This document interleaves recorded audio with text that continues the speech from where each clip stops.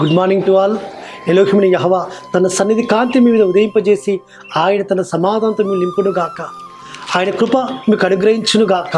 ప్రియులారా, యాశ్వామిస్స నామాన్ని స్మరించడం ద్వారా, యాశ్వామిస్స నామాన్ని ఘనపరచడం ద్వారా, మహేపరచడం ద్వారా, యాశ్వామిస్స నామంలో మనం ప్రార్థించడం ద్వారా ఆయన యొక్క కృప మన మీద అనుదినము కూడా సమృద్ధిగా కుమ్మరింపబడుతుంది. ఆయన శాంతిని, సమాధానం ఇస్తాడు, ఆయన బలం ఇస్తాడు, కాపుదలిస్తాడు, భద్రతనిస్తాడు. ఈ దినం కూడా అనుదిన కృపలను లేఖన భాగం మనం చూసుకుంటుంటే కీర్తన గ్రంథము 54వ అధ్యాయం 7వ వచనంలో ఆపదలన్నిటిలో నుండి ఆయన నన్ను విడిపించున్నాడు. అవును ప్రియులారా, యాశ్వామిస్స నామాన్ని బట్టి మనం ప్రార్థించుకోవడం ద్వారా ఈ లోకంలో కలుగు ఆపదలన్నిటిలో నుండి ఆయన మనల్ని విడిపిస్తాడు. అనేకమైన ఆపదలు, రోడ్డు మీద వెళుతుంటే అనేకమైన ఘోరమైన యాక్సిడెంట్స్. కాబట్టి బయటికి వెళ్తున్న వ్యక్తి మళ్ళీ ఇంటికి వచ్చేంత వరకు గ్యారంటీ లేని దినాలలో మనం ఉన్నాము సుమా. కాబట్టి ఏ విధంగా ఎప్పుడు ఏ విధమైన ఆపద వస్తుందో తెలియదు, ఏ విధమైన శ్రమ వస్తుందో తెలియదు, ఏ విధమైన ఇబ్బంది వస్తుందో తెలియదు, ఏ విధమైన స్థితులు కలుగుతాయో తెలియదు, ఏ విధమైన రోగాలు కలుగుతాయో తెలియదు.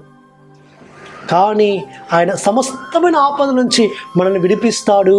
మనం ఆయన నామాన్ని బట్టి ప్రార్థించుకోవడం ద్వారా, ఆయన నామాన్ని కీర్తించడము ద్వారా, ఆయన నామాన్ని మహేపరచడము ద్వారా, ఆయన నామాన్ని స్తుతించడము ద్వారా ఆయన నామంలోని శక్తి, ఆయన నామంలోని కాపుదల, ఆయన నామంలోని భద్రత ఆయన మనకు అనుగ్రహిస్తాడు.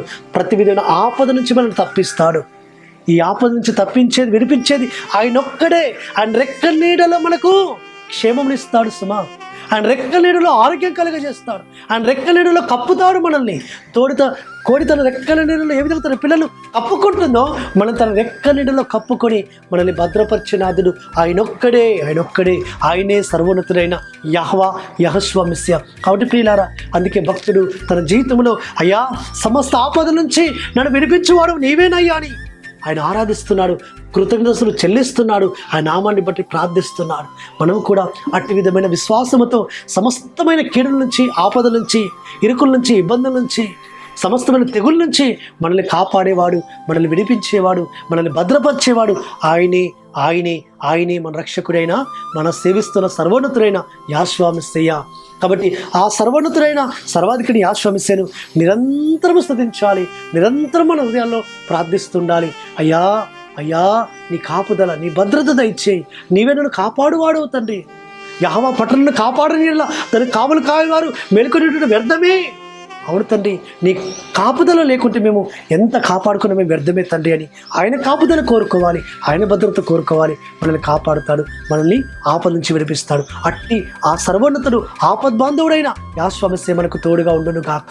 ఆమేన్. ప్రార్థన చేసుకుందాం ప్రియులారా. పరలోకమందున్న మా తండ్రి సర్వోన్నతుడా, సమస్త ఆపద నుంచి కాపాడేవాడు మీరే, సమస్తమైన శ్రమ నుంచి విడిపించేవారు మీరే. అనేకమైన తెగుల నుంచి కాపాడి భద్రపరిచి ఏ తెగులు మాకు గుణ సమీపించనీయకుండా, ఏ కీడు మాకు తగలనీయకుండా కాపాడేవారు మీరే తండ్రి. కాబట్టి తండ్రి, మీ కృపను కోరుకుంటూ, మీ సాయాన్ని కోరుకుంటూ, మీ నడిపింపుని కోరుకుంటూ మా సమస్త మీ పాదం పెడుతూ మీకే ఘనతా మహిమను చెల్లిస్తూ యాశ్వామిస్స నామమున స్తుతించి ప్రార్థించి వేడుకుంటున్నాము తండ్రి. ఆమేన్.